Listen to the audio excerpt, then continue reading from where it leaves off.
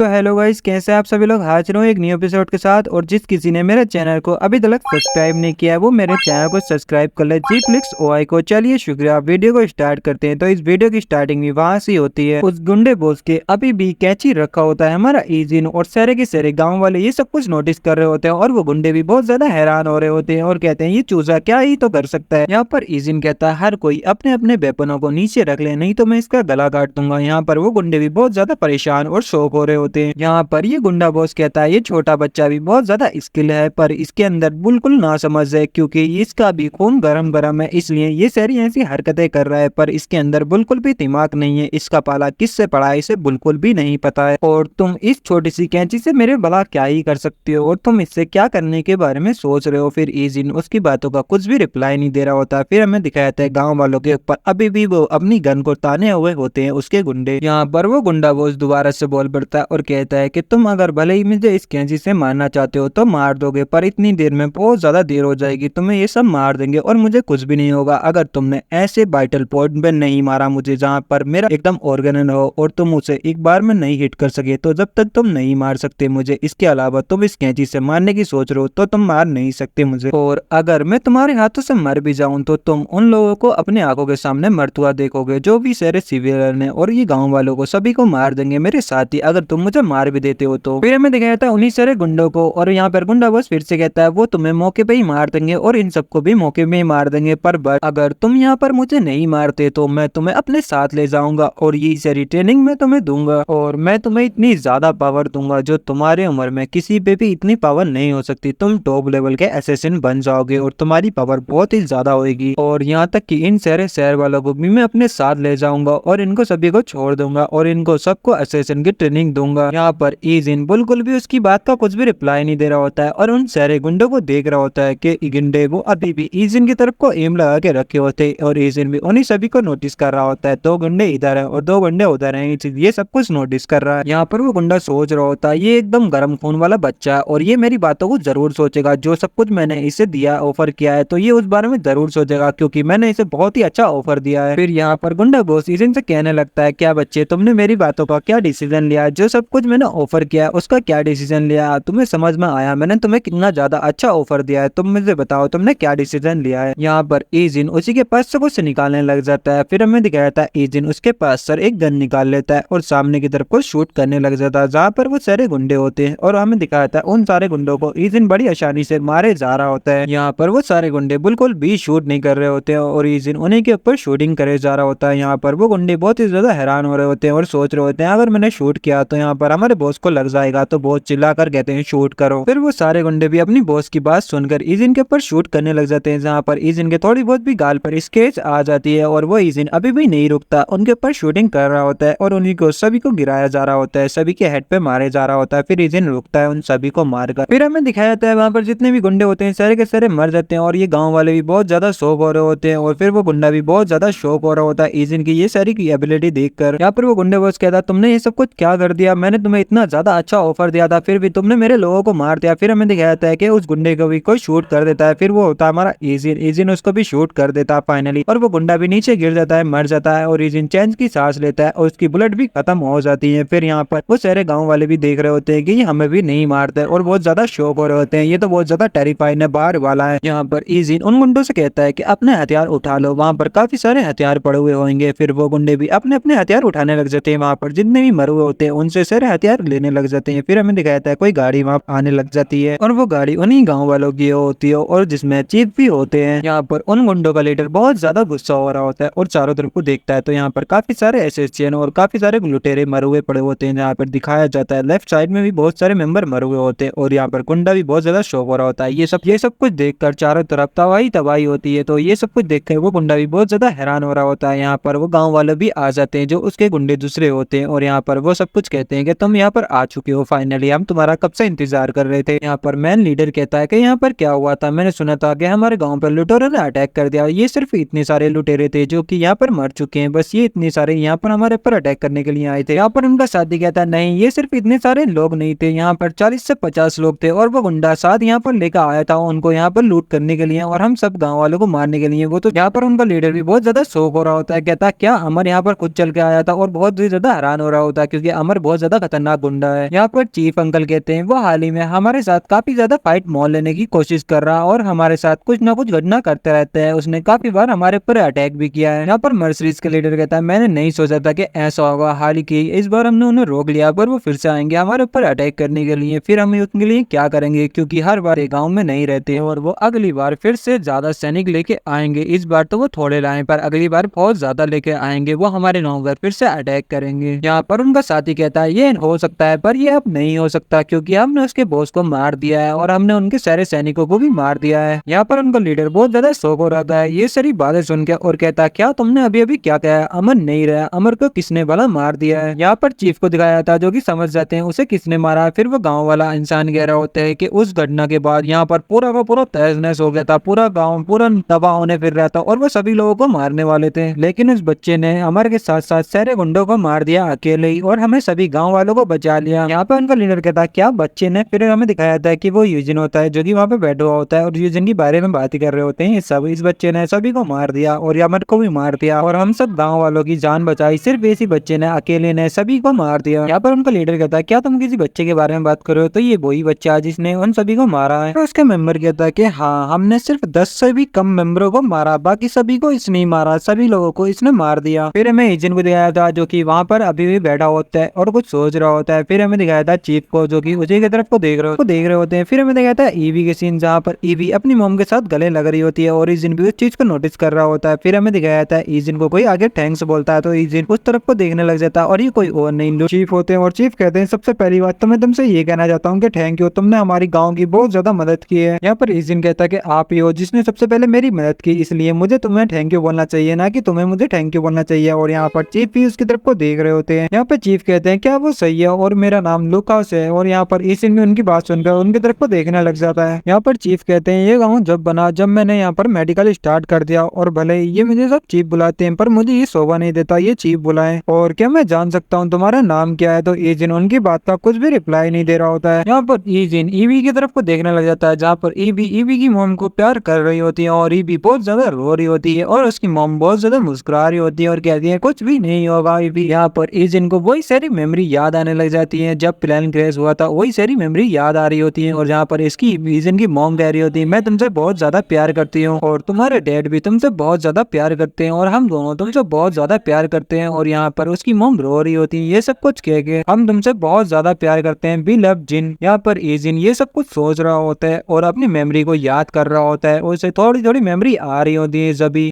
Chief कहते हैं तुम कहाँ खो गए थे, अगर तुम्हें अपना नाम नहीं बताना तो मत बताओ पर ऐसे नजरअंदाज तो मुझसे बिल्कुल मत करो और तुम्हारा थैंक्स जो तुमने गाँव वालों की बहुत ज्यादा मदद की। और इसी के साथ ये चैप्टर यहाँ पर खत्म होता है।